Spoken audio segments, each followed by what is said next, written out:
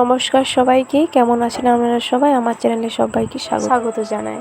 আজকে জামাই ষষ্ঠী এক সুন্দর মুহূর্ত আমাদের সাথে ভাগ করে নিলাম, দেখতে থাকুন।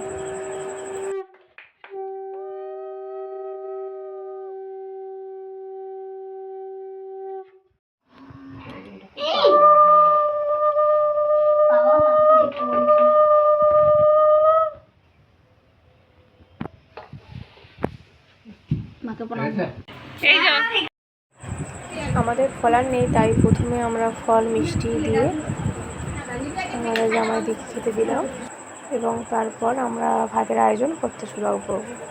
পোলাওয়ের জন্য চাল ভিজিয়ে নিয়েছি, এরপর কড়াইয়ে আস্তে আস্তে দিয়ে দেবো।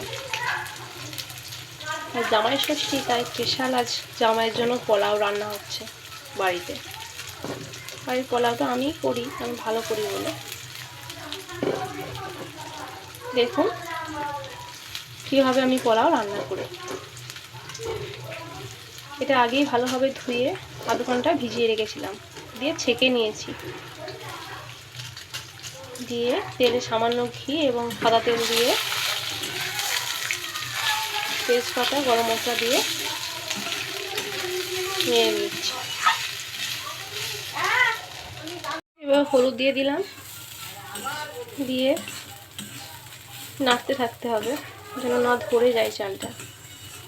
একটু ফ্রাই হয়ে গেলে আমরা জল ঢেলে দেব।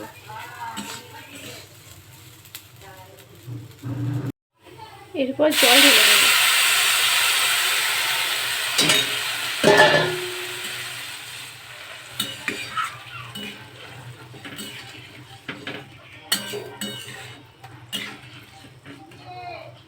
তাতে পায়েস চাপিয়ে দিয়েছি।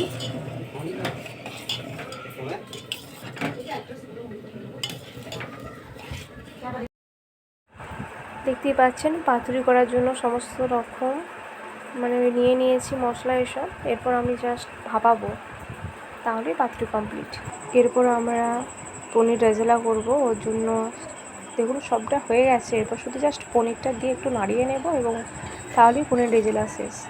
আর সবটা আমি ক্যাপচার করতে পারিনি, কারণ আগে খুব তাড়াতাড়ি ছিল, তো ওর জন্য সবটা তৈরি করা হয়নি। আর দেখুন আমাদের রান্না পুরো কমপ্লিট এবং প্লেটও আমরা সাজিয়ে নিয়েছি। অনেক রকমের পদ ছিল আজকে, দেখতেই পাচ্ছেন। খুব সুন্দরভাবে সাজানোর চেষ্টা করেছি আমি, মা, দিদি, এই তিনজন মিলেই আমরা সবটা চেষ্টা করেছি সুন্দরভাবে গোছানোর।